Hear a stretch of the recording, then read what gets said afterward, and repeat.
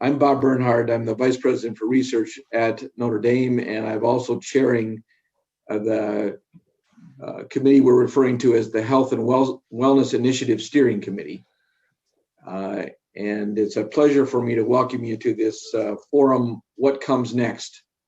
And we've been looking forward to this forum for quite a while. This goes back to pre-COVID pandemic days. The Health and Wellbeing Initiative had done some work with outside consultants to identify, a direction for the Health and Wellbeing Initiative that we had at the university. We wanted to know what our reputation was, where there was the greatest potential for the university. And that group confirmed that some of the science and engineering we were doing that we had thought about as sort of the core of the Health and Wellbeing Initiative. It's in the area of precision health. Was definitely a need and something that the community at large would be very interested in.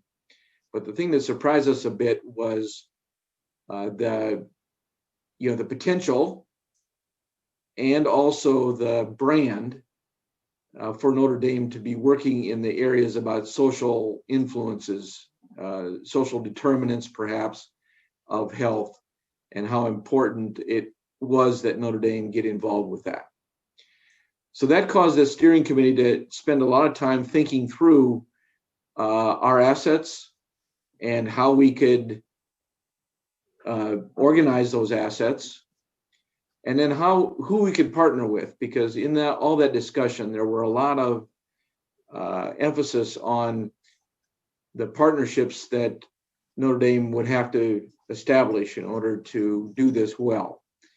And so there was discussion from the early days about how we can connect with the community of South Bend, Elkhart, but also how we can connect with the state.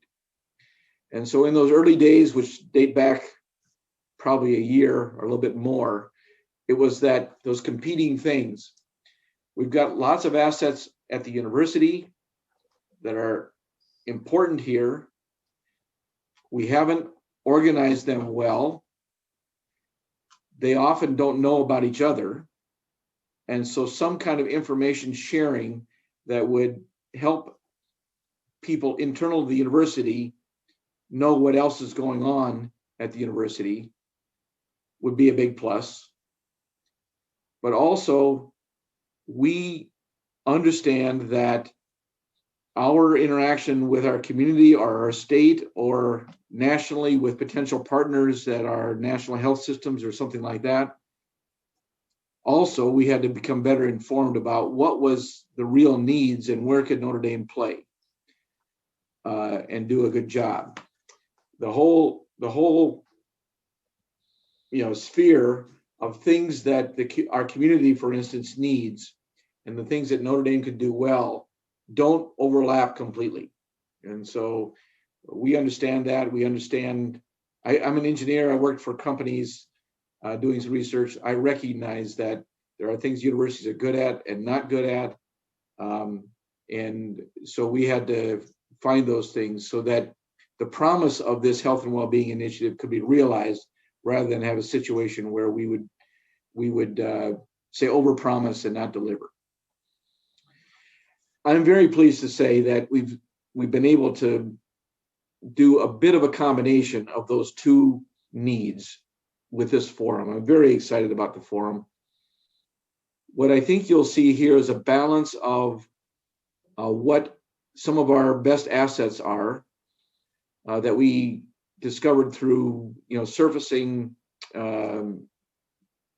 various things about who's doing things that are relevant to this Health and Wellbeing Initiative.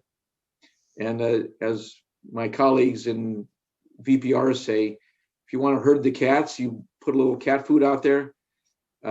We have offered it, small grants and things like that for people to participate, and we got a nice selection of responses to that. Before I go away from that, I would also say that for those of you who are not, well, actually, those of you who are internal to Notre Dame and those of you external to Notre Dame, there are a lot of new things happening at Notre Dame that are relevant to this health and well-being initiative. And this is an opportunity to showcase some of those. So I think the Lucy Institute for Data and Society was just announced about 6 months ago or so. It is going to be a major player here on this, but just getting started. I think the Children's Environmental Health Initiative just moved here from Rice. It has been a long history of significant contributions in the areas that we're talking about today. You're going to get a chance to meet them. The Office of Clinical Partnerships was stood up about a year ago, less than a year ago, just a month before the pandemic hit. Jessica Brookshire was hired as the director.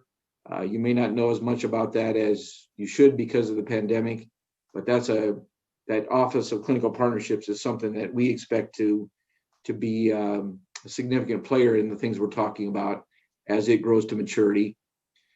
And then we also have had a longer term investment the university's had that's recently received a gift to move into the precision health area. And so there are things coming on that front as well. And that is on top of a lot of things. We understand that people on the outside, maybe even people on the inside, have a hard time understanding how to navigate all the opportunities and all the functions here. The forum today is part of getting an introduction to some of those. I hope you'll get a chance to meet Jessica, who can be your navigator to help you through all of those, find what you need actually on campus.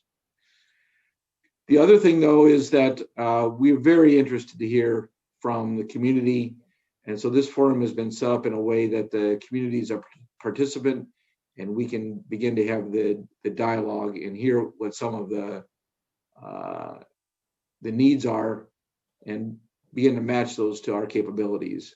And so we're very much looking forward to, this being a first conversation about how we can begin to interact with the community and the state and so on.